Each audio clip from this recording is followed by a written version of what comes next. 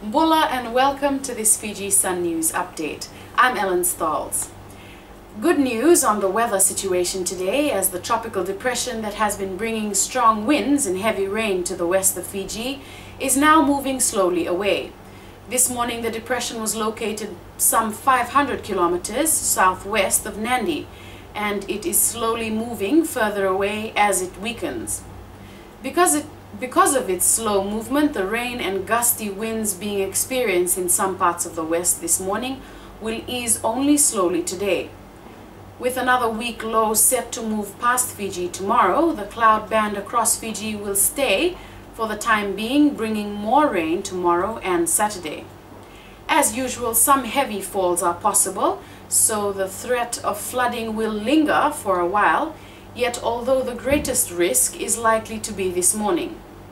Sadly for visitors, no sun likely for a few more days anywhere in Fiji.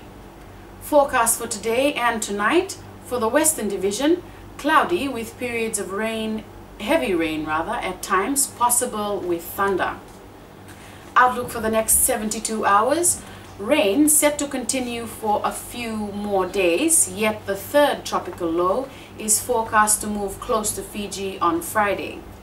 Though weaker than the past depression, it will pass closer to Fiji and will maintain occasional heavy rainfall through to Saturday. Visiting Russian minister promises more help.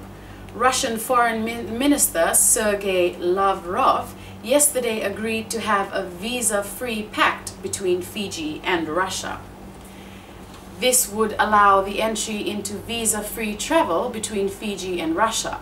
Mr. Lavrov said the agreement would boost tourism numbers, since the number of Russian tourists that visit Fiji currently stand around 500 to 700 per annum.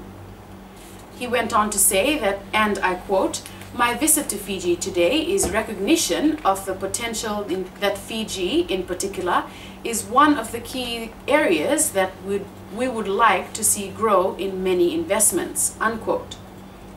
He said that this area of discussion would be amongst agendas of at the upcoming Asia-Pacific Economic Cooperation Forum Summit at Vladivostok, Russia in September.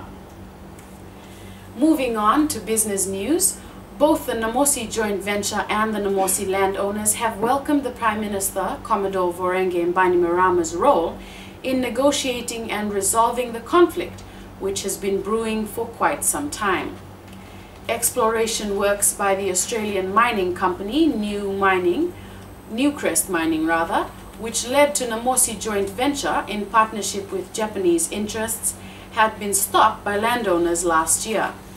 The mining company has agreed to carry out any necessary rehabilitation works to the areas that were affected by the exploration.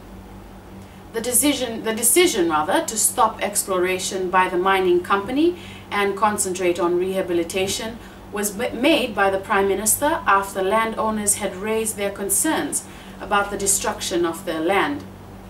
All parties are expected to meet again to discuss the next step after the rehabilitation works are complete. And finally, in sports news, it's all in the head. Welsh keen to stop Fijian flair. Rugby Sevens World Cup champions Wales will want to shut out Fiji during the Wellington Sevens tomorrow, which will be held at Westpac Stadium, New Zealand.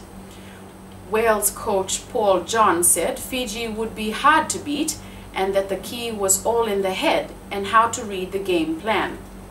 Fiji beat Wales 29-14 in the pool game at Nelson Mandela Bay, South Africa, Sevens, in Port Elizabeth last December. But John's men humiliated Fiji in the plate final 48-0 and will want to repeat this feat tomorrow. Meanwhile, Fiji and New Zealand are joint leaders at the HSBC Sevens World Series, sitting on 51 points, whereas Wales is in 7th position with 36 points. And that's all we have for you in this bulletin. From all of us here at the Fiji Sun, have a wonderful day.